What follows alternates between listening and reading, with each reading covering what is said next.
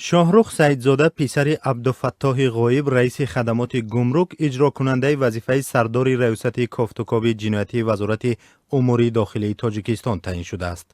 در وزارت امور داخلی گفتند که این تغییرات آخر ماه اپریل امسال صورت گرفته. شاهرخ در این مقام نویجان عیسی‌زاده را عوض کرد. این تغییرات تازه در وبسایت رسمی وزارت جای داده شد. عیسی‌زاده فعلا سردار شعبه کارهای داخلی شهر قرغانتپه است.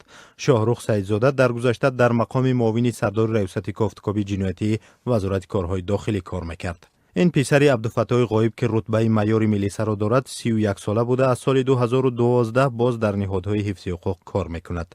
و معلومات عالی اقتصادی و حقوق شناسی داشته. فعلا محصل فاکولته رقم اول اکادمی وزارت امور داخلی تاجیکستان برای هیئت رهبری کننده بوده است.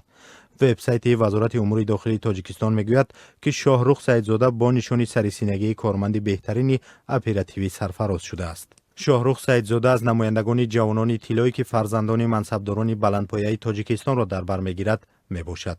او همین طور از افراد خیلی نزدیک به رستم امامعلی رئیس شهر دوشنبه و پسر کلانی رئیس جمهوری تاجیکستان امامعلی رحمان نام برده می شود. تیم فوتبال استقلال در سال 2007 با ابتکار هر دوی آنها به وجود آمد و رستم امامعلی ابتدا در هیئت این تیم یک مدت بازی هم میکرد و مؤسس اصلی استقلال نام هم برده می شود. اما از همان سال تا به امروز پرزیدنتی این تیم فوتبال را شاهرخ سعیدزاده بر عهده دارد.